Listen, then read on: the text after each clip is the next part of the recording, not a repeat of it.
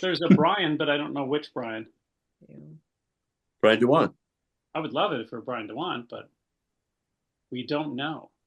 We don't know. Just a Brian. I don't know. I mean, every time I start the video to watch it, the movie, I watch it. I watched it again the other day. Every time I turn it on, it starts with him singing. Yeah. You know, that's an old Irish fighting song, that Drunken Sailor song. Is it? No. Irish fighting song? Sinead O'Connor sings it as one famous person. A lot of people sing it with the Chieftains and all those guys, Sure. these Irish singers. But Sinead O'Connor does a beautiful version of it. It's an old Irish fighting song about the Queen's going to come back Yeah. and liberate Ireland from the fucking French. It's very old. It's very old. So in the chat, Fred Gianelli just said hello to you, Tony. Fred, how do you pronounce Genesis porridge? How do you pronounce porridge? What did he? Hunt. Fred. Yeah. Fred. He told me all these things. I went to see that new movie about him. He's such a sweetie in the movie. Oh, what a darling. His children love him. Oh, look, Gavin's here. Gavin's here. Hi, Hey, Gavin. I have children too. Hi, Gavin. I like how on the outtakes how Dougie Morgan was ribbing you. It was my favorite. That was great. Did he hi. Did he was Morgan drinking? Yeah. Oh, yes. There's So that's alcohol not- in that mug. I thought he had quit. Or when was this back when he was in Ohio? Where was he? No, he was. No, where was he? He wasn't in Ohio. I don't want New York? I don't think he's like a regular drinker anymore, but he felt like in honor of the film and in honor of the occasion that he had to crack open 1 or 20 beers Yes, I noticed he was getting more and more belligerent, loud, and to, funny. to salute you properly. He was great. He was great. Yeah. Well, he wanted to I demonstrate. don't he have wanted any to idea where demonstrate he the is now. I soft- can't Oh, find him right. anymore. John Kelly's here. Yes, I think 10 people, and then we can have a Jewish funeral.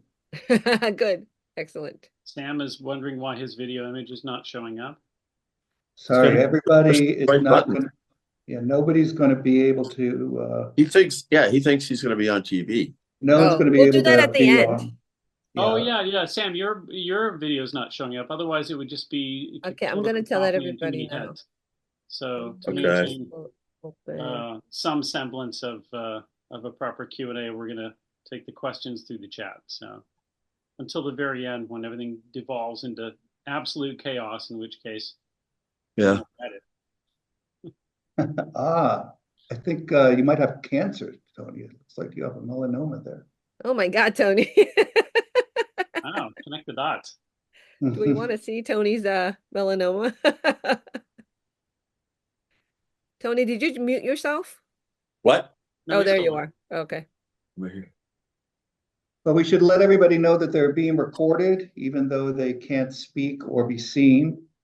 And we're doing this to promote the documentary about Tony. So any questions about that or anything else should be thrown into the chat. So let's get this party started. Anybody have anything to say? Okay. Us or you? Should I start it off? I mean, it was I rewatched it again last night, and I was just wondering about your relationship with Johnny Ryan. Are you friends? Johnny. Let me first tell you how this whole thing started, all right? Before we get into that motherfucker. Right. Maybe 10 years ago, I don't know how long ago it was, a long time ago. Tim and Cecilia, who were always hanging around at comics conventions and all this, long time ago, kept telling me they were going to make a documentary about me. I said, shouldn't you do that like when I'm like 80 or something? And they're like, no, we're going to do it now. I said, I'm not, there's nothing to make a documentary about. I'm just a guy that you know who makes comics. They said, no, we're going to do it. Then I was like, no, you're not going to do it. They're like, no, we're going to do it. I said, you're not going to do it. And then I got a call from my mother and an ex-girlfriend who said, oh, who are these people that here that were interviewing me? They went and already interviewed them all, a whole bunch of people, and I was furious. And I called them up, and fucking assholes, I told you, don't do that, leave my mother alone, etc. Then finally, they kept more people were telling me he's interviewing us, and I went over there to his house. What the fuck are you doing? And then Tim showed me the outtakes from it, and it was beautiful. I said, oh. I thought you were just going to do some stupid, a documentary like regular comics nerds make, which would just be, this is the pen I use. Look at me draw the monkey beat. We're not But they were comics. beautiful, beautiful interviews. So, and then when they got really funny responses from people, everybody seems to have a different story about my life, not based in fact. So anything you read on there or listen to, take it with a grain of salt. But anyway, so then I said, okay, good. Now I'm going to help you. So then I started doing all the sketches in it with the costumes and all the good stuff. And then now here we are with a beautiful, breathtaking documentary. Thank you, Tim, and thank you, Cecilia. And thank you. What was the timeline? How long did that documentary take to be made? I mean, I look very young. 10 We years? said no for 10 years. 10 years, huh? I 10 said no years, for and 10 then years. it took us 10 then years to make the 5. documentary. How long was it altogether? 5 years? 20 years. 20. So you are 80 years old now. So it's Yes. appropriate. Yes, now it's fun. Yeah, exactly. I forgot. Oh, yeah. Exactly. The kids Okay. came back. All right. Now, what'd you say about Johnny Ryan? Yeah, I want to know about Johnny Ryan. It seemed like you had there was a little tension in that relationship. I want to know what your status is with him. No tension.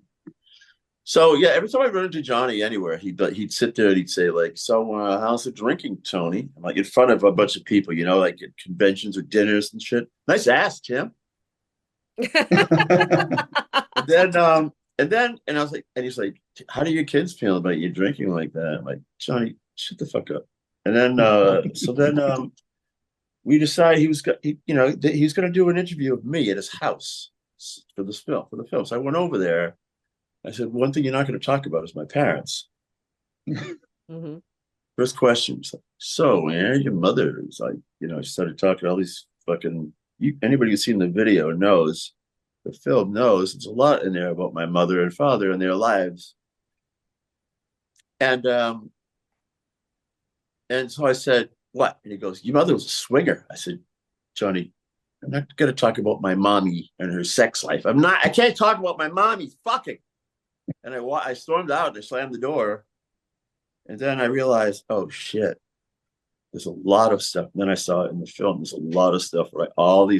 I talked a lot about that, my childhood and them and all the stuff that they were pulling back then, the parties they were having and all that. So I'll save it. I won't leave any spoilers for you, but there's a lot in there about it. So I realized, oh shit. I'm trying to shut up Johnny Ryan and I've been blabbing all over town. So anyway, he's still a fucking asshole. He hasn't joined the group yet. Good. Yeah, he's not I here. don't know if he will, but he hasn't. Doesn't matter. I'll tell him he's an asshole. No. Johnny Ryan's fine. He's a nice guy, wonderful person. It's a funny little tit for tat relationship we have. I have a lot of friends. Who's like the Bortella. Yeah. What's on the cutting room floor? Like I noticed there's nothing about Saturday Night Live, those segments you did. There must be stuff that, what's the director's cut? What are we missing when we watch? Well, there's a lot of stuff that should be in there. Like there's no interviews of Wilson, who Uncle Gabby. A lot of people think, oh, Uncle Gabby's based on me, or the captain's daughter. That's me. Okay. No, he told me it was me. I'm like, yeah, sure I did.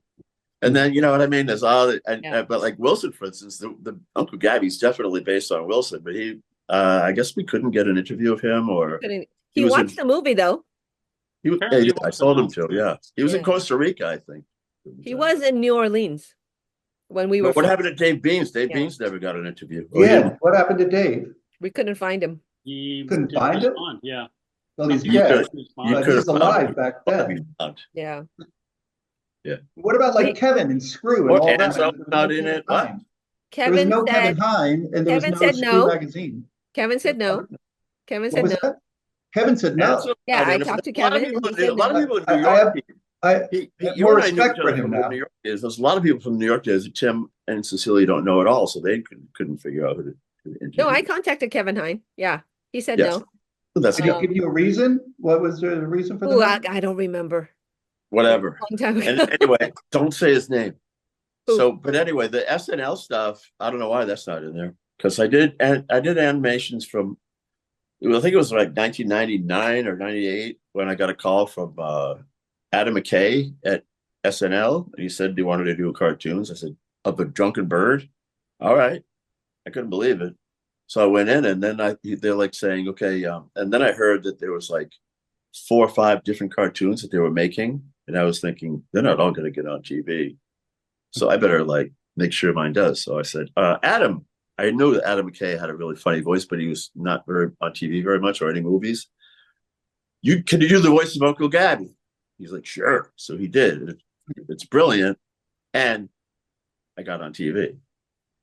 Also, then I got Andy Richter to do the voice of the Crow, even though his voice wasn't quite right for the Crow. He still had that Crow voice, you know.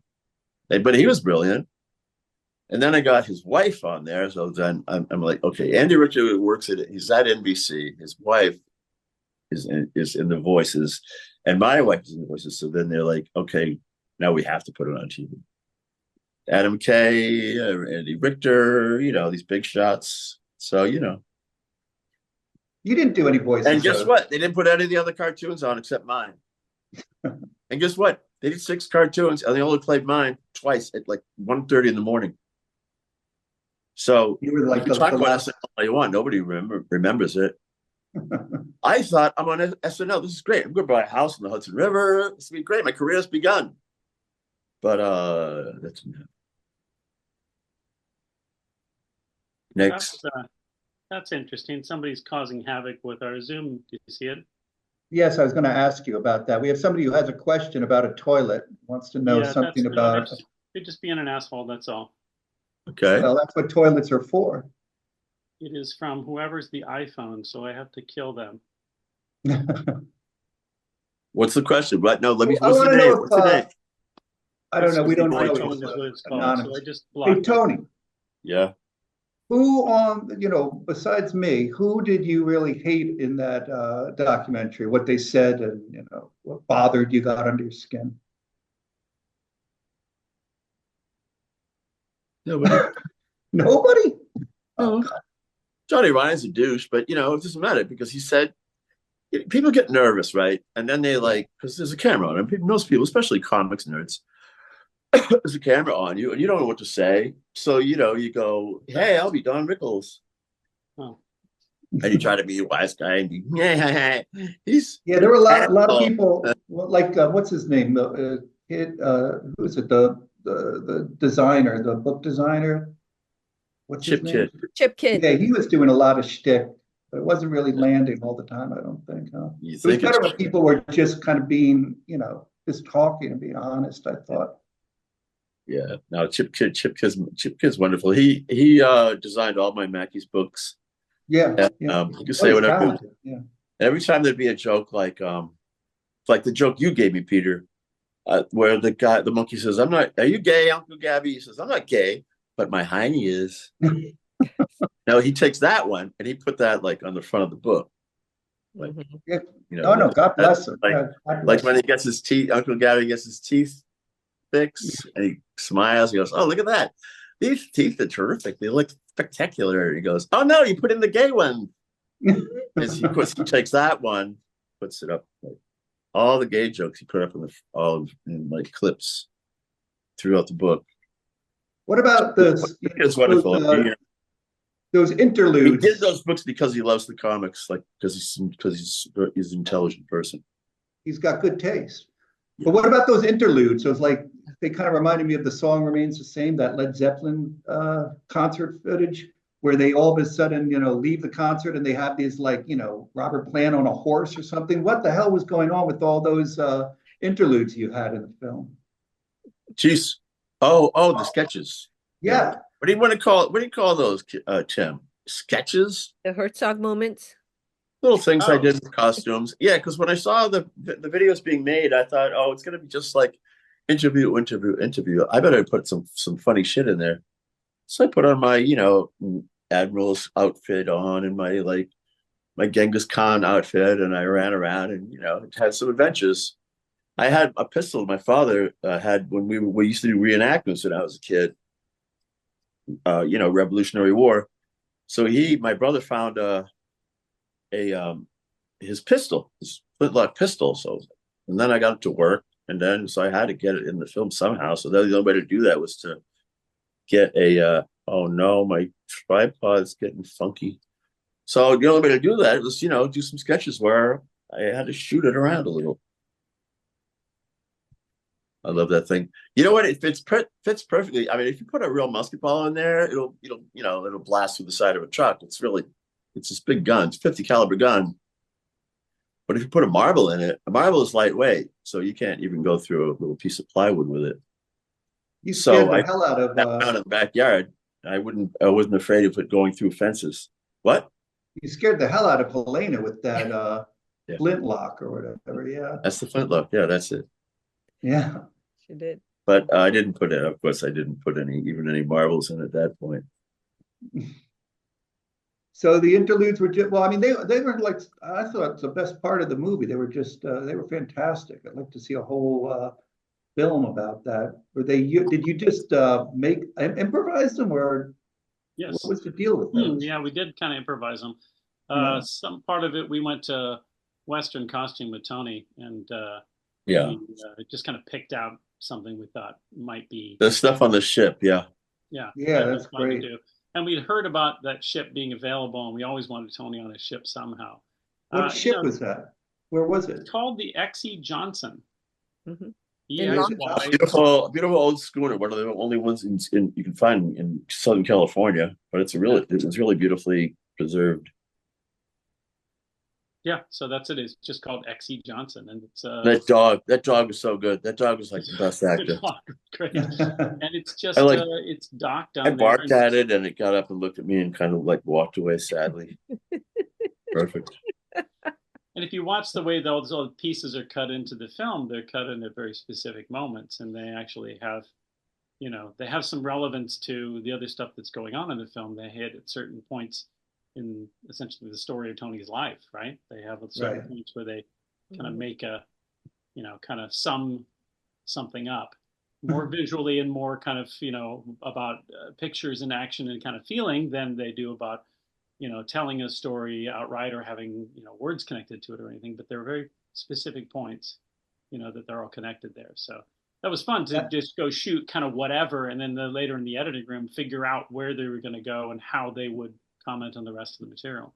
Okay, yeah, I was going to say after the fact, it was, Mhm. well, they were great.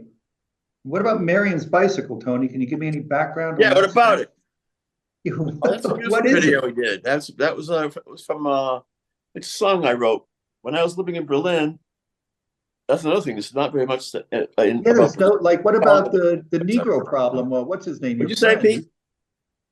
The band, the Negro Problem, that your friend, I forget his name, Terry. Stu, right? Art Stu. Terry. Art Terry is in Stu. there. Yeah. There's Yeah. a couple of pictures of Stu in there, and a bunch of there was a band called the Wonderful Guys in Berlin. We had about like 10 people in it. Anybody who wanted to could bang on a piece of metal could join that band. It was fun. They were really good. They were very talented and very, very, we had a lot of fun making costumes for them. I played the vacuum cleaner. That's how I learned how to, oh shit. That's how I learned how to play the vacuum cleaner. I just take a saxophone mouthpiece, stick it in the end of the vacuum cleaner, and then just bite on it. I found an old accordion one night when I was like in the middle of the night, and I was walking along really late at night, coming home from somewhere, playing this accordion. And I found if you push 3 of the little buttons on the side where the chords are, there's 4 of them. I just played them over and over, and it made this beautiful dirge over and over. So then I started singing, Marion had a bicycle. I started singing it in German. It's a story about Marion. She had a bicycle, which is a true story. Ted and I got a job to build a fence around this, little courtyard in Berlin. And so we were looking around for all the metal we could find, like old fences or mattress, bed springs, whatever we could find to make the fence out of it. And we just painted the whole thing black. some of it was really beautiful, old ornate stuff, and some of it was just like bicycles. So David, this little kid, the little British kid, came up. He was like 10 years old. He goes, "Hey, Tony, I found this bicycle. You want to buy it for 10 marks?" I said, "All right, I'll buy it." So he bought it for 10 marks. And Marion comes walking by. "You have stolen my bicycle." And so apparently David had stolen it from her, but we welded it into the fence. So we had to buy Marion a new bicycle. So I wrote a song about Marion and her bicycle, how she cried about it. She was sad that we had welded it into the fence. I didn't realize it was your see song. that. In fact, you can go to YouTube and look up Marion's bicycle and you'll see that. We have a very important question, actually, from, I believe it's Alex Neal, who wants to know what the sexiest pizza topping is. Yeah. That's got a reaction, huh? That you must be referring to the very attractive slice of pizza that I saw one time. All right, everybody has a story. Everybody has a different story about the pizza that I fucked. Okay. I will say, yeah, I fucked a pizza once, but I have to kind of tell the truth about it, because there are certain people who don't like that sort of thing, who mommy types and my aunties, like, what? Italians. So I have to tell the truth, which is that we were at a party and there was this slice of pizza. All the cartoonists there, Kaz and all those guys, Sam Henderson. And there was a slice of pizza, the last slice. So I just grabbed it. This is in New York, in the days when we would go get really drunk, and so we could come up with material for our comics. So I took the pizza and I poked a hole in it and I pulled my dink through it, but I just pulled it like, the long way, so that it like stretched out, as Johnny Ryan says. "Oh, you mean like a piece of taffy?" I said, "Yeah." So you can't really say that I fucked it, because I didn't have a boner. It was just like taffy dink coming through the pizza. Everybody thought it was so funny. So then the tale went around that Tony fucked he fucked that pizza. So then, of course, everybody in their imagination, they're imagining that You remember out with the pizza. What did you do the next day? Would wake up and did the pizza do the walk of shame? All that stuff. But hey, Tony, do you remember the No Tony bar in Brooklyn? Which one? The No Tony bar? No, there was a No Tony bar? Remember that one? I forget the name of that old bar, and what was it, on Court Street or something? That you got. Well, if you don't remember, then I don't think this is worth it. Tell me, because there's a lot of stories from those days from Brooklyn that I don't remember well, because there was a lot of Brooklyn Inn. Thank you, Helena. Yes, the Brooklyn Inn. You don't remember that one? They were Brooklyn Inn. Yeah, I do, of course. That was called the No Tony bar. Story. I was hoping you did. I do know a story about the Brooklyn Inn. I don't know. Is it called No Tony because I was banned from there and didn't know that it was called No Tony? That's what we started calling it, because. Oh, yeah. Okay. Yeah, I was banned from there. I was too drunk and I was loud and belligerent. And it was some guy who was drunker and louder than me, came out in front. He wanted to fight me. So I was like, "I'll fight you." And I just started acting like a jerk. And he's like, "No, come on." He really wanted to fight me. So I said, "Oh, wait, I just remembered something." So I ran away from him, but I ran all the way around the whole block.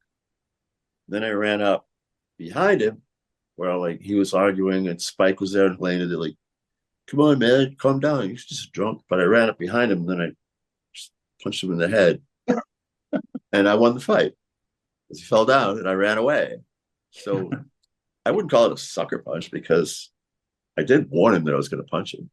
I just didn't know where it was going to come from. Small blocks in Brooklyn. You can run around that in 5 minutes. Oh, yeah. For some reason I remember. So I wasn't allowed back in that bar anymore. What? I thought I remembered you trying to smash the door, the window, the glass door. I can't remember. I might have done something. All of fog. Yeah, there's a lot of. I wanted to ask you about those mayhem in Brooklyn. What? Those beautiful in Berlin, when you were talking about Berlin, those beautiful pieces that you used to make that you would look in and there'd be like a diorama and stuff. That you don't have any photographs of them, do you? There's a couple of them. You can see some of them in the movie, and just glimpses of them, but I didn't document them well. I'll say there's one where you see the inside like a wall of teeth, like dentures, but it's all painted, gold with like little creatures underneath it. That's in the film. Oh, yes. Yeah, Fred's, those are we call those look boxes. Yeah, they yeah, were. Head inside. Fred's pointing out that he did the sound for those. Fred, yeah, Fred did this. I was gonna calm down, Fred. I'm coming to that. I Fred, want to hear that. I want to hear that. great fan of Genesis I P. know. Orange. Loves the guy. Used to be playing psychic TV. Hmm. Right. Genesis Porridge was like, Fred, you're so wonderful. You got him. He's like, I don't know. Okay, Genesis, you're such a good guy. I'll be in your band. So he was in psychic TV at the time. And then but I knew him in New York in Boston from a long time ago. Hmm. And I made these boxes. They were like the size of like a mini fridge on its side, on legs, like antique table legs. Put your head in the end of the box, like inside of a cave. And there were speakers here, and then like black velvet on the inside, and you could put your eyes up to it. And inside it held a whole diorama. And so, like sort of beautiful, surreal, dark, kind of scary shit going on. And there were little motors moving things around, little spotlights in it. And Fred did the music. These really beautiful sound loops, guitar, I don't know what the kind of instruments he used, something electronic.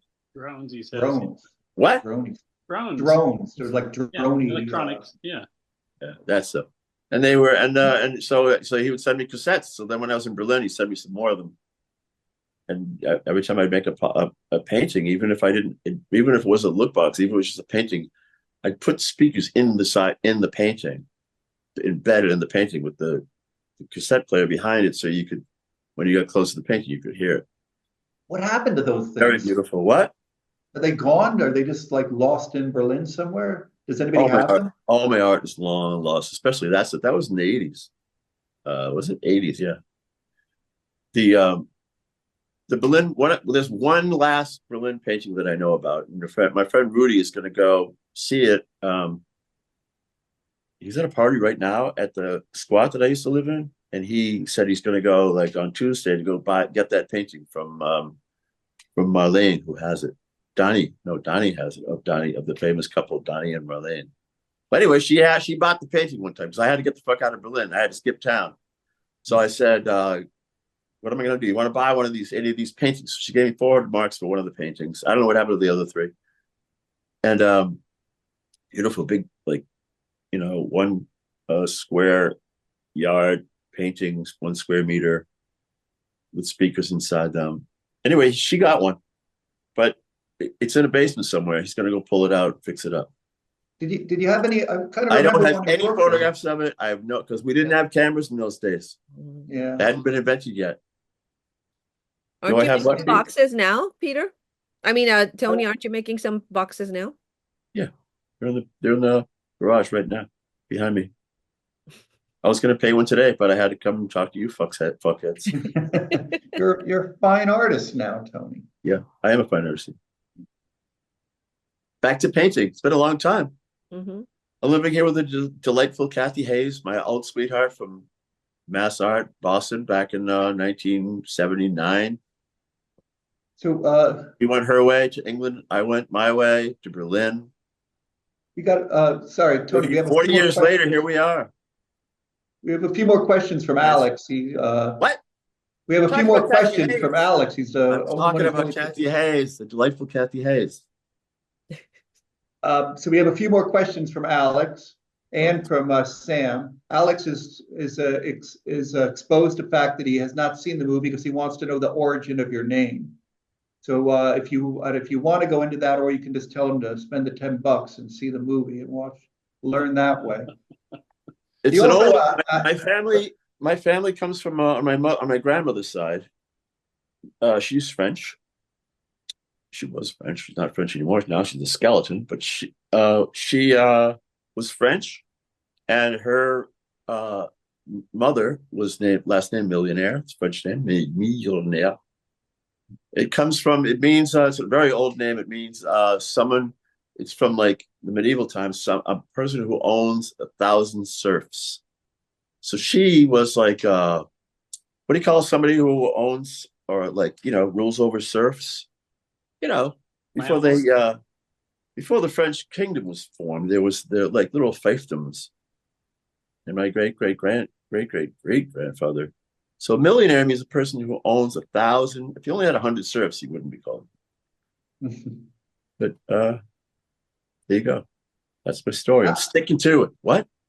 Alex is also concerned about your health. He wants to know if you're still having back issues. How are you doing physically? He's My concerned. back is great. Terrific. 20 years ago, I got had a spinal fusion. They put in a bunch of screws and pipes, sticks back there. Then 3 years ago, they put one of my discs started slipping out, tried to escape. The doctors got a hold of that, put more screws and sticks in there, and I call them sticks, but they're steel rods. So I got some more steel rods attached to the other ones, and then that fusion failed because they didn't put the screw in properly. It was sticking out a little, so they had to go in and redo it, and they did put more sticks this time. So this time they went up about 6 vertebrae. And then last month I was like, hey, I should be fucking healed by now. How come I still feel like shit? Someone got an x-ray. They said, oh yeah, one of the rods that they put in, it came loose from the screw. So now I got to go back and have that fixed. Now, I don't know if that means when it came loose from the screw, that means that the rest of the bones crackled loose from the spinal fusion, or if they just got to put the rod back into the screw. But I wish they'd hurry up because it's getting to be kind of a drag, you might imagine. Oh, it's quite painful. Hi. And you got a screw loose. So And then you got a screw loose. is everybody aware Oh, of yeah, this the call joke. that I just want to make sure everyone's aware that we're talking about Tony because of the documentary that was produced by Cecilia and directed by Tim. So they can ask questions to Cecilia and Tim as well. They want to know what it was like to wrangle Tony into this documentary, which was difficult because you were definitely against it at first. I was most certainly against it, yeah. I didn't know who they were. Yeah. 2 nerds want to make a movie about you. Could you like give them your mother's address so she can go interview and all your ex-girlfriends and all the people who you owe money to and all that?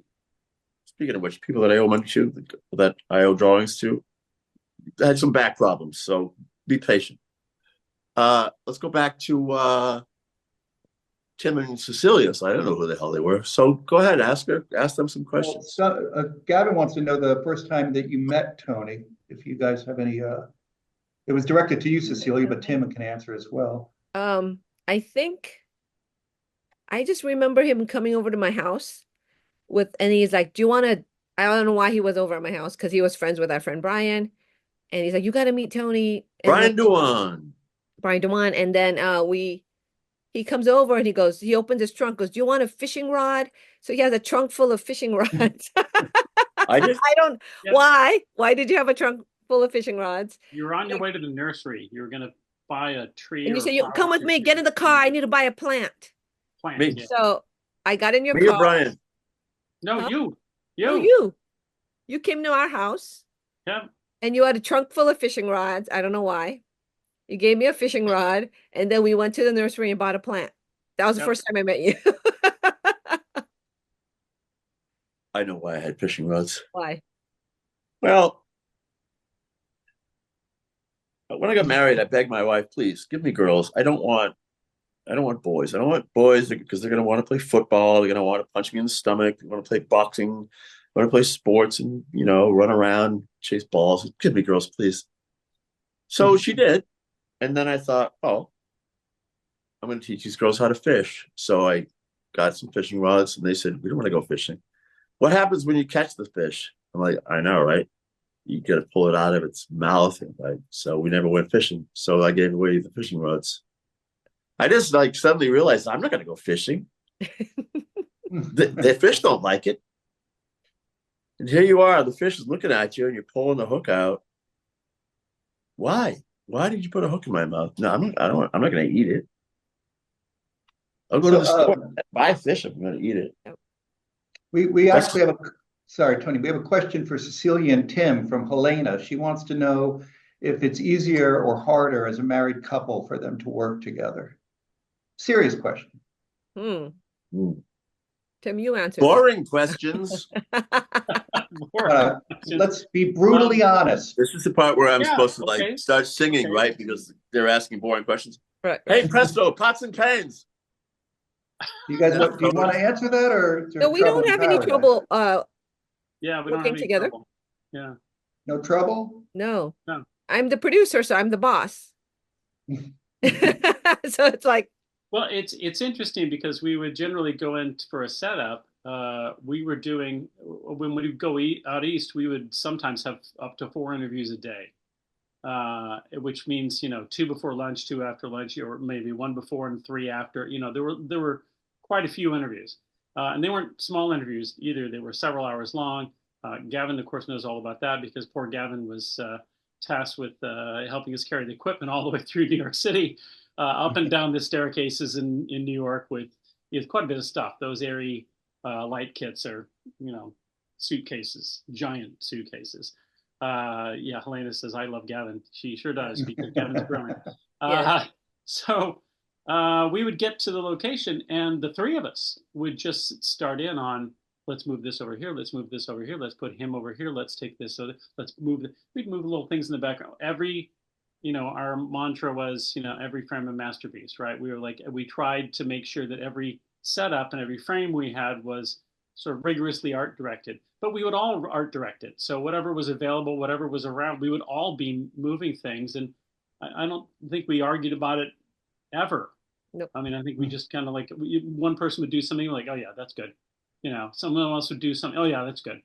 Oh yeah, let's do that. Did you interview my brother Todd for hours? We did interview your brother Todd for hours. but Because if I was watching it last night, I said, oh, there's my brother Todd. I don't remember him being in this film. Yeah. He said, yeah, used to beat me up a lot when I was a kid. That's it. Yeah, That's it. One line. Look, the Then he first looks cut sad. of this movie. The first cut of this movie was 4 hours long. I understand. No, I understand why. I understand why. Yeah. But there's we interviewed my father, which was an ordeal for me. Just pulled him out of the nursing home for an interview. We took him out and, right, sitting around. But oh my God, we went to lunch with him. Then we went out on a dock. And I see him. He's like, yeah. I said, hey, Pops, isn't this the building you used to work in, right? Yeah. And he's like, yeah, that's the building. All right. That's it. Yep. Good enough. So, That's enough. sorry, Alex has another. There's a Alex lot. is very. God bless Alex Neal. He's giving us Alex questions. Neal's got all the questions. Alex Neal was supposed to be in wants the to movie, know- but we couldn't. We were supposed to be. Is that what he's going to ask? He was supposed to be in the movie, but we couldn't figure out how to get down to him. He didn't have a car. No, he has a better question. He wants to know if any of your arch foes were in the movie, if anybody who was mock blocked, and maybe you should explain what that is. What is Mac what is block. mock blocked? Mac blocked is a term invented by Danny Hellman for any time I would get because I love blocking people, because if I block them, then a month later I'm like, I would unblock them. That's called being Mac blocked. He would write Mac blocked because he called me, he thought I was a coward because I should argue with somebody instead of just blocking them. But I didn't want to do that. So Danny Hellman is in there quite a bit, spouting his love for Tony, et cetera, et cetera. Danny and I had a bit of a problem a couple years ago Yeah. where I suddenly lost a whole lot of money. We're not going to talk about that at all. He's wonderful. Speaking of money, Love him. Speaking of money, Helena wants to know if this film is making you any money because you owe her $20. I heard $1,000. Yeah. That's a lot of $20. The answer is no. No. Well, it's not making us any money either. So I was gonna say, really not making any Yeah, money it's making right Tim. now, It's so. making Tim and Cecilia like minus $20,000. Yeah, you're Pretty much, making yeah. us. Yeah, around there. exactly. Yeah. Yeah, we got to get people to buy tickets and Well, it's not only that. Getting people to buy tickets isn't going to do it. What we got to do is get a good distributor, get in some, get the film actually. I don't know if Tim wants to talk about that kind of thing or if I should shut up about it, but. I don't know. It's fine. Talk about it. I can talk To about get, it. we got to get a distributor. seconds. You got to get some backers. You got to figure out a way to get, because it's all done. You just got to figure out a way to get people to look at it. Tim or Cecilia, do you People want go, to? why don't you just put it on Amazon? Yeah, Yeah. okay. You guys want to tell us a You put it on little bit YouTube. Yeah, about after about 6 million followers, you might get $150 back. So Tim and Cecilia, do you want to tell us a little bit about where the movie is in terms of getting any kind of distribution? So from the Uh, time when we started making the movie to now, distribution for documentaries have changed so much. So if your documentary is not about somebody super famous, and I'm sorry, Tony, you're not famous enough, apparently, or That's Negative what I was has been. telling you in the beginning. so I was like, dude, you got to be more famous. Or if Not it's all the not about an time. issue, it's very difficult to sell the Maybe documentary. you should have made it about Danny Hellman or Alex Neal. And documentaries, 0 documentaries sold at Sundance this year. And Netflix and Amazon brought their own documentaries. So the Did you documentary say neither? No, nothing was sold there. 0. Zero. Yeah. Oh. So Yeah, because No these used to be the documentaries or big no market. films. It used to be the big market for documentaries, and Yeah. no documentaries sold. It's So about the worst. It's about the worst for independent film right now that I've ever seen. yeah, It used to be that if you made anything of somewhat reasonable quality, even far below what we've made, then you Yeah. would at least find some way to get people to watch it. And now everyone has become so risk averse that it Mhm. has to be either a hot button topic, there are 5 of them, or it has to be somebody who's, like you say, super famous and name recognition now, or enough of a has been. I mean, I think if you had been in an 80s synth pop band, we probably could sell it easily too. Yeah, it's a fluffy. Yeah, it has to be a fluffy celebrity piece. Yeah. So Now if you got. somebody, I see. Now I know why the Genesis Porridge film. They're leaning on the he's trans. He's trans Yeah. angle because they know that'll sell. Absolutely. But when you see he's trans, he's like exchanging bones with his wife. I don't know if didn't he exchange his Fred? Did he exchange his femur with his wife's femur? Jeez. Something like that. I mean, that's really trans. That sounds like a J.J. But the movie's such a puff piece and like really trying to make it like he's a sweet man. Oh look, he's trans, he's nice. if people want to see the movie, they can go to brightredrocket.com, right? And there's a link to it there. Or the Tony Millionaire Show. TonyMillionaireShow.com as well. Yeah. Yeah, there are links everywhere for it. Why did you call it the Tony Millionaire Show? Everyone thinks it's a TV show. Well, it's named after the Tony Millionaire Show, Yeah. which is the show that you guys did way back in the day. Back in the 80s. Back in the 80s. 90s. The 90s. Sorry, 90s. 90s. You're right, early 90s. And don't be surprised because we ran that title by you and you said, that sounds great. I know. You're getting some more questions, Tony. Somebody, Wes Kyle wants to know where his book is. And then somebody else. I've been telling that guy I'm going to send him a book for like 2 years. What Kyle does a lot of work because I don't know how to use the Instagram very well. So he does the daily Mackies. Every day he would put a Mackie strip together magically so that it would blend when you swipe. Right. The whole thing goes across. Every Mackies that existed, he's doing, and he's still doing all the Sock Monkey pages one after the other. And I gave him some art and some stuff, but not nearly enough. I gotta send him that book. I keep promising him. Yes, send him that book. We All also right. have a question. Is Billy Rune? I'm mispronouncing Billy this. Rune? Ruane. Billy Ruane. He's Billy not Ruane, who's calling that? in. Is he? Billy Ruane's not calling in. I don't He's know who not in that the is. movie. The Why question do you is look whether so he's worried? Who is He's dead. Billy Ruane? The question is whether he's in the movie. Is he in the documentary? I don't even know who that is. He's a skeleton. There's nobody in the movie from Boston, really. We couldn't find Helena anyone. has another question for you. She wants to know if you've ever smoked pot. Yeah. Yeah. No. Okay. Long time ago. I tried it recently. It didn't really work out too well. I got to the point where, like, now when I smoke pot, I'm like, and this happened like when I was back when I was like 20. Like, I'd be sitting in a room and I'd be high and I'd think, oh, I gotta go piss, but if I do, everybody in the room is gonna know I'm in there holding my dink. I'm not gonna do it. So I couldn't get up and pee. It's like, just pee my pants. No, and then so I went to the local like pot shop. Now the new pot shops because I live up in Maine now with the delightful Kathy Hayes, Mm-hmm. and they you go down to the pot shop, buy some pot. So I was like, I'll give this a try. Went down, gave it a try. No go. No. And I said, could you give me? I heard that this new pot that doesn't make you paranoid at all. Is it true? I love being high. like the tingles and the sparkles and the beauty and all that stuff, but he didn't like the paranoia part of it. And I like this. No, this stuff is really good. All they meant was that it was really strong. So I was just as paranoid as before, except the room started changing into like, you know, like a fucking French chateau and then a medieval castle. You know what I mean? Because I was smoking like this. Like they lie 5 or about 6 pot. giant hits off of it, holding it in as long as I could, like an idiot, like the olden days. Yeah. Yeah, it's not the olden days anymore. Yeah. No. Okay, another question from Helena. She wants to know if you could have dinner with somebody, dead or alive, who would that person be? Is she getting these from like a book or something? Where's Jesus Christ and Billy Rowan. There we go. Billy Rowan was this like gadabout. It was like a gadfly from Boston. He was always at every club running around. He's a little short guy with always wore a suit, but not like a punk suit, just a suit. And he would organize. After a while, he would just like bounce around. He was always high on Vivarin tablets, caffeine pills, and he would bounce around like a jumping bean at clubs. And he didn't dress at all like a punk. He was just a little guy in a suit, and he would just bounce around everywhere. And then you'd see him in the front row of every club, just crashing into things and just being really funny and fun. Not drunk.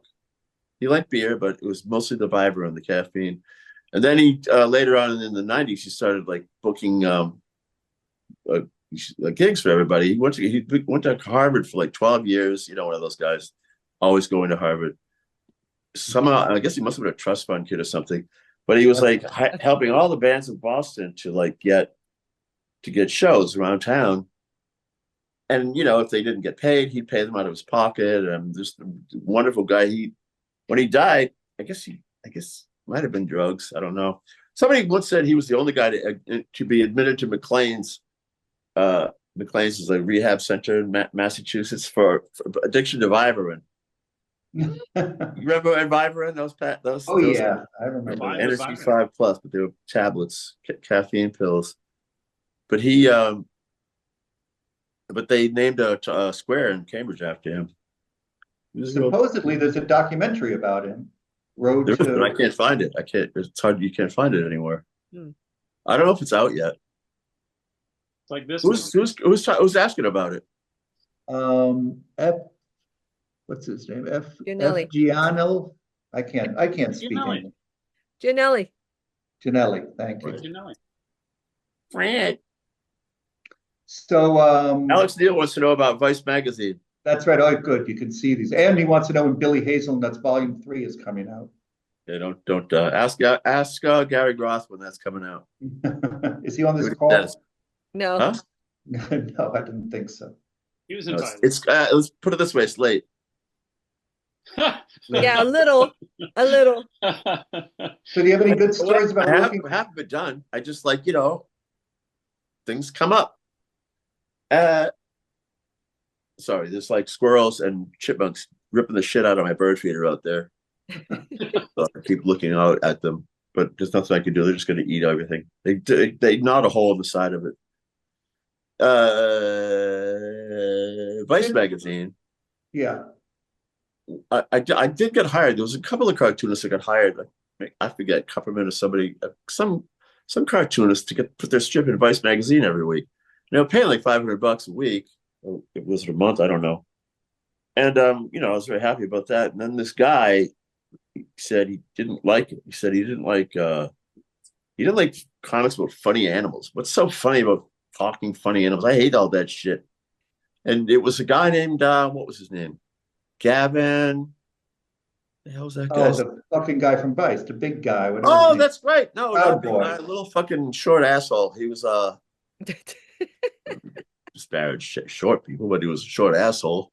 What was his name? He was the guy that started that. Oh, he started a band. Yeah, rock and roll. No. Here we go. Oh yeah, hit band called the Proud Boys. Gavin McGinnis. Yeah. Gavin McGinnis. Gavin McGinnis. Yeah. So I have the distinction of having him. He likes a lot of comics, but he hated mine. Helena also wants to know if you believe in God, Tony. Yeah, sure I do. I do. God bless. God save me. Helena's got all the great questions. What's going on? He should be doing this. She's gonna go back on the She's getting sauce. from another interview, though. I think she's got another interview open on another window. She's Yeah. interviewing She's using all somebody those else. questions. Yeah. You bring her in. Bring her in. Let Yeah, Helena in. we need some life in this party. Yeah.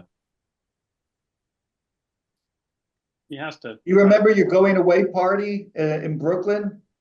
When You know what? Helena, I had a really good interview with Eric Reynolds one time because I fed him the questions. That way it was there really she is. interesting. And I There's didn't have Helena. to what? I should have fed you some questions, Pete. Unmute yourself, Helena. No, I don't miss California. The girls are in town. I interrupted her. Oh, there she goes. Oh, she left. She's like, she just got a wanted to quick show your. boob, She little was her here, boobs. she left. She's That gone. was So I missed it. What did I miss? You missed a little cleavage, my friend. You got to keep your eyes on the prize. now you have to look at the link later. That's right. Did she Zoom bomb us? Yeah. She, do you remember your going away party in Brooklyn where No. she took off her shirt and said, "You'll never see these again"? That didn't turn out to be true. That's true. She backed out of the room. Yeah. And then didn't you get into an altercation with a taxi, if I remember? Ah, that was might have been one of the questions that I fed to Eric Reynolds. Oh, yeah. Okay. It was my 40th birthday. I had decided that I was going to quit drinking hard liquor. So I swore off all hard liquor forever and ever. So I said to myself, I'll only drink beer and wine from now. Because, I was getting in a lot of trouble, getting arrested, getting into fights, getting kicked out of the Brooklyn Inn, the No Tony bar. And then, so it was my 40th birthday. I decided I was going to get drunk on something. So I grabbed a bottle of Merlot and I drank it down. Then I grabbed another one and I drank it down. And then by the end of the night, we decided we're all going to go into Manhattan from Brooklyn. So there was I don't know, could you call a cab? Somehow we got a cab in Brooklyn. I don't know how we got a cab in Brooklyn. You're not supposed to be able to get those. And then somebody's walking around behind me. So then we where was I? Oh yeah. So I ended up, a cab can take 5 people, right, legally. And so 3 got in the back and 1 got in the front. And then I tried to get in the back. And the taxi driver said, no, I could only take 4 people. So I was pissed off. So I got on top of the cab. I was holding onto the light and leaning over, yelling at the guy where he was wearing my beautiful black suit, leaning over the into the windshield, screaming at him, "Let me in that fucking cab!" Bam, bam, bam. Everybody jumped out of the cab. He did not like that. He was very scared. Brooklyn didn't know where the fuck he was, so he took off. So I'm hanging on to the light. I'm thinking, oh well, he's probably just gonna stop and let me off, right? Nice and gently, because he didn't want to hurt me. Then I thought, oh no, he's going faster. He's not gonna let me off. So I decided to jump. So I jumped, but he was going really. But by now he's going pretty fast. It was like half a block up the street. But I know how to fall because I'm an alcoholic.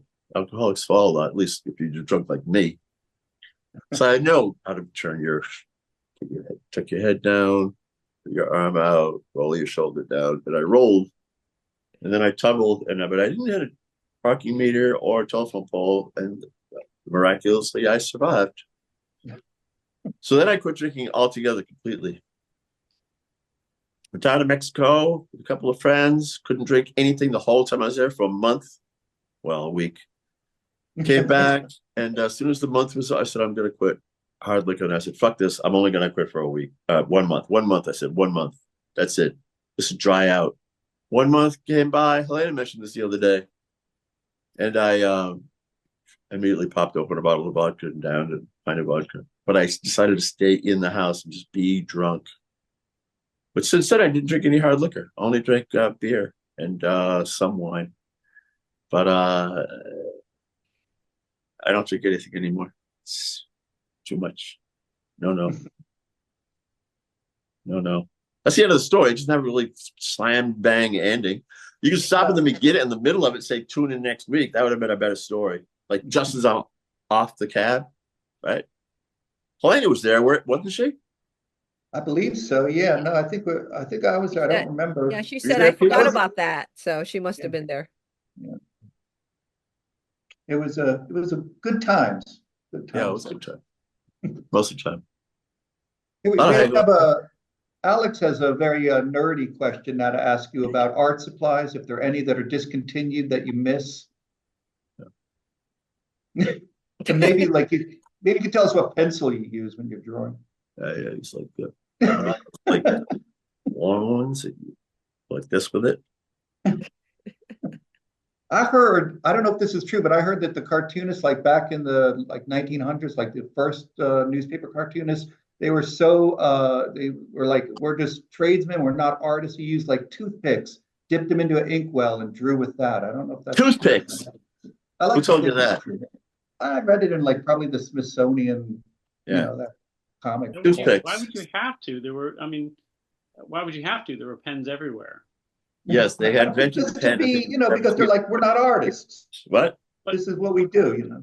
I believe the steel quill for public use, Yeah. general purchase, was invented somewhere around the late 1700s. So they didn't have to get a goose quill out anymore and there's a real art to cutting those. I watched a guy on YouTube cutting a goose quill just right. I learned how to do it. It's fun. But you got to get a good goose feather. Use a turkey feather. Well, there's a lot of wild turkeys out in the backyard. I made one out of that once. You got to cut it just right. You can't just cut it, dick it in. You gotta, Somebody has their hand raised, but no, the these steel nib pens when they did the old first cartoons was like the Yellow Kid and Winsor McKay and Harriman and all those guys and all the lesser known ones that were doing shit at the same time but weren't quite as funny or good. But they used pens, steel pens. But I used one for a while when my grandfather used a steel quill. I watched him do it. I love all his work. And I tried one time. I was drawing something with a job, and just as I was finishing it up with a quill pen, dipping it in the ink, just as I was finishing it, it caught on the edge and just went palatch right across the whole drawing. So I had to start over. And since then, I used rapidograph. Then I moved from rapidograph to oh my God, I'm talking about pens. I can do it. And then I moved from pens. To a fountain pen kind of pen. It's like a Rotring art pen it's called, but then they discontinued those. It was like a fountain pen. It was a little extra long pen, so it felt like you're doing it. But then now I just use a fucking ballpoint pen. Because guess what? The ballpoint pens are just as good as the rapidograph nowadays.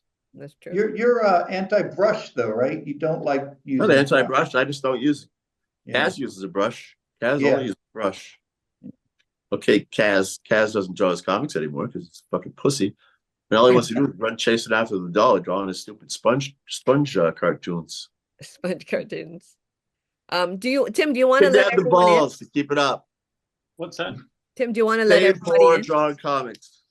Turn on everyone's Turn cameras? on everyone's thing there. Oh, we did have. Is Joe still around? Joe was. Hey, Yeah, presto! somebody- Pots and pans. No, Wanted Joe's to- gone. Joe's Yeah. that's- Hey, What? presto! Pots and pans. yeah, I can't Okay. remember what that. I can't remember what that's for. Yeah. How many people were in the room? So turn everybody on, and then Tony can that's say right. hi. 17 Thousands. multitude. thousands. You want to turn everybody on and see what happens. So, Right? so I want Tony to see what It's hi gonna to be his an friends. orgy. Uh, It or- them could on. be. It could be. Well, I just turned it on and let everyone. you guys could turn on your videos let them unmute themselves too. and unmute so- yourself if you Let's want see to talk. who's here. John, Helena, other people. Lots of Hi. people. So I didn't now even- that you guys are here, hey, do you guys have any questions? Yeah. You want to say something?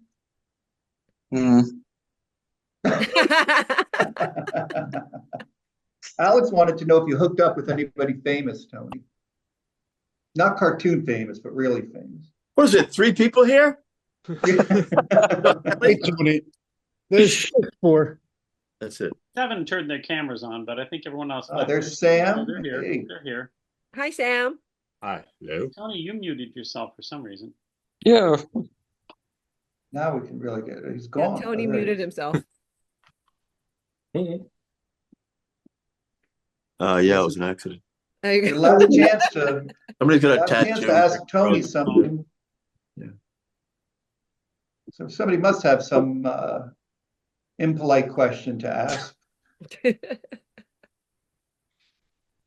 Come on, I've been doing all the heavy lifting here. Come on. Alex Neal's asking something about a party. You know what? That was a lot more fun when I was drunk, wasn't I? Yeah. When I was alcoholic. Right, Sam?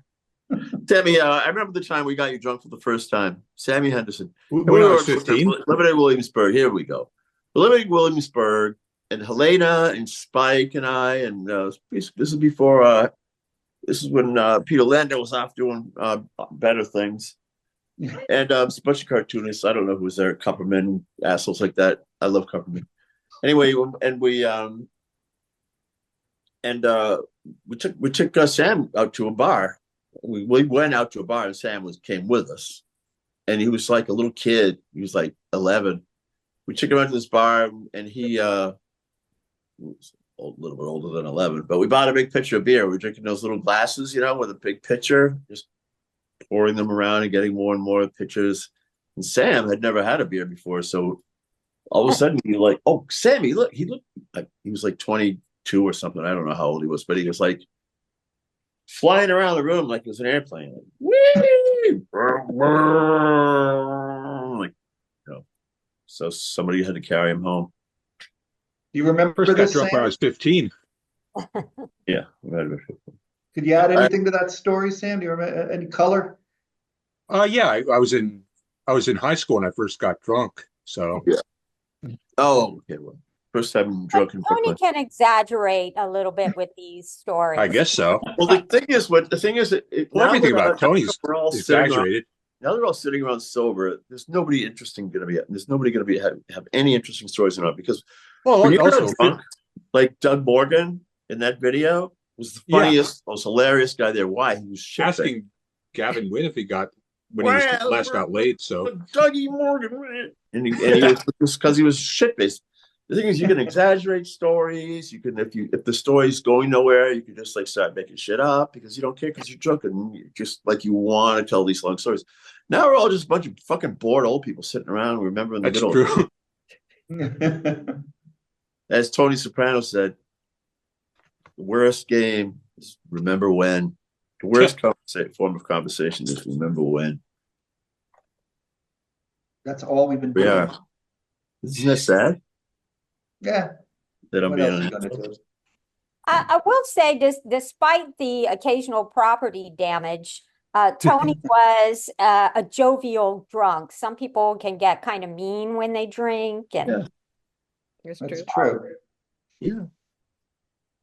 I prided myself on being a funny guy, fun drunk, like my dad. My dad was a fun drunk. And hungover, he was not so much fun.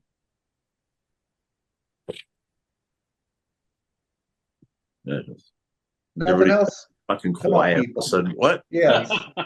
I'm gonna start flossing my teeth.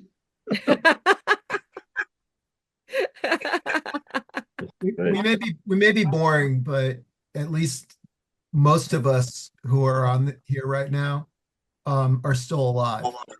Yeah, that's true. I Speak know a for lot of people yourself, are. John.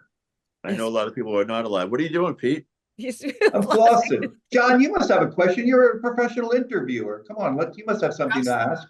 I've asked them so many times. Yeah. And I know Well, they're make all something bullshit. I up. know the answers are all bullshit. So Yeah. Are they though? Are they all bullshit? well, I have a question for you, John. When is Yeah. the next issue of Dummy coming out? Yeah. buy some more t-shirts. Uh-oh, Helena's giving me the look. 2 just came in the mail today. Don't I tell know, me. Did they come today? Yes, they did. How are they? They're great. One is the Tony one and one is the Shazam one. Yeah. How did But now I What are you didn't talking see about? that there's the So Mark's new, his Nothing Funny Happened Today. I gotta get that. Yeah, you Yeah. got to get that one too. But like, how did the Shazam Whoa. one come out? Because I haven't seen those printed yet. Oh, it looks beautiful. Looks good. The Tony won what? The Tony T-shirt from the Dummy Oh, Shop. the T-shirt. Oh yeah. Do people know about Dummy Zine? They should. You want to do a little commercial, John? No, I think everybody here probably does. Yeah, no shit. Do a little commercial. There's 5 people in this chat. There are 19 in here, but that does count. We already have it, have the zine. Hey, be fair, I'd never heard Is of this it. I going to just be? Googled Is it. this going to be rebroadcast on the YouTube Probably. indefinitely? Probably. Yes. I don't Yes. think so. And we're gonna Yes. edit it down. Well, the only part to leave in is dummyzine.com. It's your plug. Yeah. We're good with that.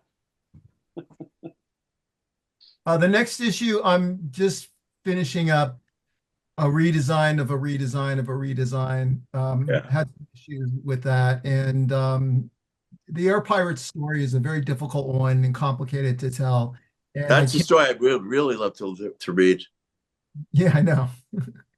No, really, that was a great story. I only hear bits and pieces, but from Bobby London and I mean wherever else I can hear about it from. But Okay, nobody, yeah. nobody tells the whole story. will- I haven't this seen will an be article about it. This will be the first time really that Bobby actually talks in depth and in detail about all of it. And I talked to Good. all of the living members. Ted Richards died about 1.5 years ago or so. Right. But everybody else goes into way more detail than they go into in any other Oh, interview good. that's been Yeah, done. they're not afraid of getting sued again. Besides, people just didn't, They're we wanna- all not talking about shit like that. But nowadays, yeah, I would love to hear that story. it's a lot. There's- Now that Disney is not can't sue you for drawing Mickey Mouse anymore. well, that's not true, but Oh well, Steamboat Bill, right? I think it's Certain Mickey Mouse. it's different. Something happened. I don't even know what it was. all it means is that you can show that movie without getting their permission, basically. What movie? The Steamboat first- Willie. Steamboat Willie. Steamboat Willie, yeah. Yeah, and you can. Oh you can- no! So it has to be that old to reproduce it. Yeah. What's that? Can I draw Mickey Mouse?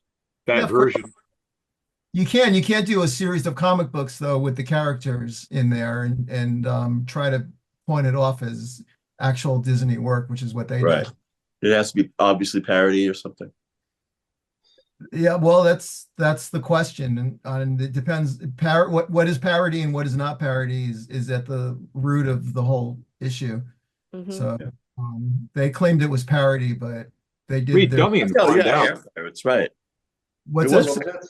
I said, read Dummy and find out. That's Yeah, right. exactly. Dummy, Thank you. find out about it. That's a good idea. It was great and also somewhat sad to see, getting choked up. And Yeah. Oh, And Bernstein. Oh, Oh yeah, that's right. Yeah. Oh, we were pretty good Yeah. friends. There's a lot of people. I'm not Your not a lot roommate? for film, but You but roommate with Anne? Me, What? no. We Oh. were, we hung out a lot at one point, then we sort Mm-hmm. of drifted apart, but she's a much different personality than I had. Yeah, a but little we bit. went to- yeah. Yeah. We went to Europe together once. We spent a lot. We were working on a play about plastics of all things, the creation of plastics. Leo Baekeland, the inventor of oh, Bakelite. right. Right. Oh, Mhm. nice. Yeah, it never came to anything, but we spent a Yeah. lot of time together. Yeah, Anne definitely, and then Gary Mm. Gary the- Lee. Gary Lee, and there were a few Gary other- Lee's dead. Who else is dead in that film? Billy Roy. John Sarkin.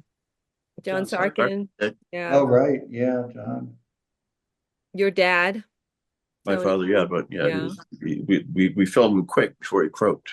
Mhm. I mean, he's got one line in the whole movie, maybe two, but we have lots of film, so that's good. That's true. Auntie Helen died. Yeah, Auntie Helen died. Yep. She's And so Bernstein told us a great story about Helena. sweet. Annie Whoa, Helen, there. and What was that? sweetest people in our family. Have you heard What? that story? Which one? Which, Well, me he hear. said, Helena said, I just went to a party and there was this woman who was all drunk and she was dancing on the tables, topless. And she was like I know telling where this this whole is going. story. And Amber, was like, it was this party. And then finally Anne told us. And then Helena finally goes, okay, I fess up. That was me. Who's telling the story? Anne Bernstein. Yeah. Oh, she didn't know it was her, or was she trying to be No. funny? It's Anne telling us a story about Helena telling her a story. Okay. Well, I also want to thank you guys for doing that short outtakes thing. That was a lot of Yeah, fun. that's good. That can be expanded, actually. Well, that's what I was thinking. If it, Oh, it'd all be expanded. yeah, I'm Yeah. sure. You You know, guys, it's have fair. Yeah, so you much just got to try to figure out material. who's going to pay for it, right? There's a Yeah. ridiculous amount of material, and I like Yeah. that more people probably saw that little short because Sam blogged it than would ever give us $1 for watching the whole feature. It's a really weird, really weird situation. Well, you said I could. Yes, I absolutely Oh, did. yeah. Yeah. No, Because, of course, that was because I said we have all this extra footage. Let's make a short documentary, and Tim just Yeah. edited together. Well, no, those were footage we sequences had. that were actually cut out of the full feature because, Yeah. like I said, the first cut of it was something like 4 hours long, and so I kept whittling it down. I was told by Right. my advisors, who were absolutely accurate in this, that documentary people are terrified of a movie that goes over into the 3-digit runtime. Mhm. Yeah, right. 100 minutes, they panic. They're Yeah. usually like an hour and a half at most. Yeah. I don't mean to, I mean, you would know, right? But every night there's 20 things that you can watch on streaming that Yeah. has multiple episodes of something that's so fucking boring that Yeah. you end up watching it because there's nothing else to do. That if Or if it's good enough that it as a longer, I mean, No, I- it's it's a look, tremendous it's yeah, you get hooked on it. You can watch a 6-hour thing and not even pay attention to it. But Yeah. if it's good enough to hold you, it doesn't even have to be good. They That just would have be- to do tricks that keep you coming back for it. that's right. Yeah. That's not even the worry. I'm quite sure that I could go back to the material I've got and cut 6, 8 episodes, whatever you want out of it. It's no one's Make it a streaming show. A yeah, exactly. docuseries, And yeah. like, you can't just have a show because you want to have a show. It's like Right. It doesn't matter how good the show is. Here's the problem. The matter is that you have to get the very small number of people who say that you can have a show on their streaming thing to say they're going to give you money for it, and then Right. to popularize it because they can Yeah. buy it and then leave it on there without advertising it anyway. That's true. Right. A great idea, a great film, great cameraman, all kinds of great stuff. Then you're like, okay, here it is. Yep. Okay. That's Mhm. that's the end of it. That's all you can do because we don't run the streamers, and without knowing someone who's sufficiently famous and powerful enough to make that happen. Yeah. Not a lot. And I look, John, I agree with you. You turn on the thing and there's like, why in the world do we need 8 episodes on 80s synth band breaking up or whatever? Why do we need that? Or 17 different versions of Ted Kaczynski or something, right? Yeah. Yeah, over So, and so over. Tony, I was thinking if that's what it is, if it takes infamy or if it takes being famous, though, I mean, there's still time. You could murder somebody. And Well, I've offered. true. I think that maybe if he Public just space. murdered me. I know. told them that at the first preview screening. Tony, kill someone. Nothing's going to happen. Murder somebody now, today. Did you do it? No. I've offered. I've said, Tony, kill me. That's even better because I, directed it. So I could kill somebody. you actually killed the people who made it. And Kill then Wartella. all right, don't kill somebody, but rob a bank or something. Like do it poorly. Do it poorly. That's true. If you're a criminal, it might work.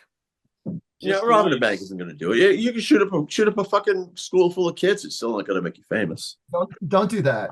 Don't do that. What about a sex tape, Tony? You must have a sex tape lying around somewhere. Sex tape's not going to do anything. Nobody's a sex tape. Don't Yeah, turn me on. Look at your sex tapes. They're already made. If you're not already famous, Right, no it'll be one good. wants to see your sex tape. I mean, the internet's full of sex tapes. He would like it. He wouldn't pay for it though, but he'd like it. No, I wouldn't pay for it. I'd pay for it, like, emotionally, but I wouldn't pay money. Pay for it in my head, man. You and your whole generation. You and your whole generation. Yeah, you and your generation. All right, party's over. I gotta go. All right.